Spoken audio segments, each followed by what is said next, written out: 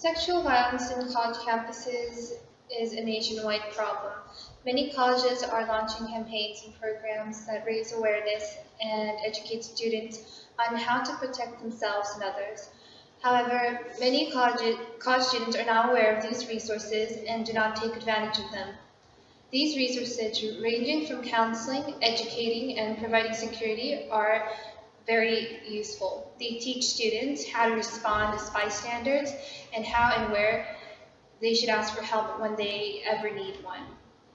Let's hear real stories from students who have seen or experienced sexual violence. The kind of things that you see on TV about rape are not the only type of rape that exists. It does not happen only when you're drunk or unconscious or unprotected.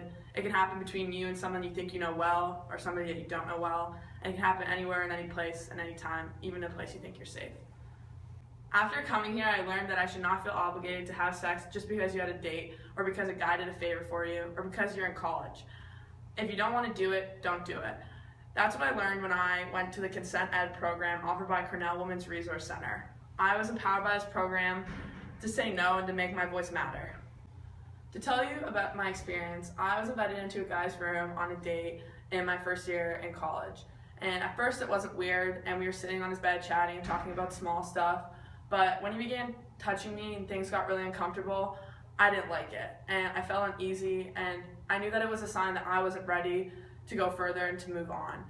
And I felt that I should clearly tell him these things, but something about me, it was difficult, and so when I spit it out, it got awkward, and I went back to my room, and after that, I didn't have to have unwanted sex, and I'm proud of myself for saying that.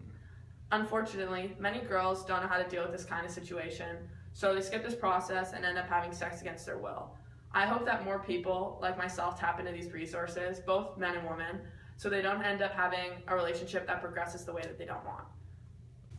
I'm a member of my fraternity on campus, and I'm really happy I joined, but since joining, something I've struggled with is the association people have with Greek life and rape and sexual violence.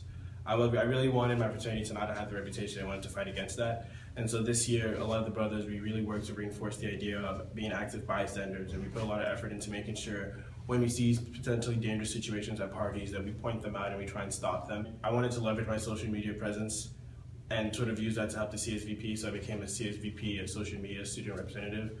I've enjoyed being part of the CSVP and using my influence and my, presence on the internet to help a really good cause. As you see, tapping into available resources is very important to avoid and prevent risky situations. Cornell Sexual Violence Council offers various resources, and recently they have created social media pages so that students can access their resources more readily. Please visit share.cornell.edu for further information or visit the Facebook Twitter site of CSVP.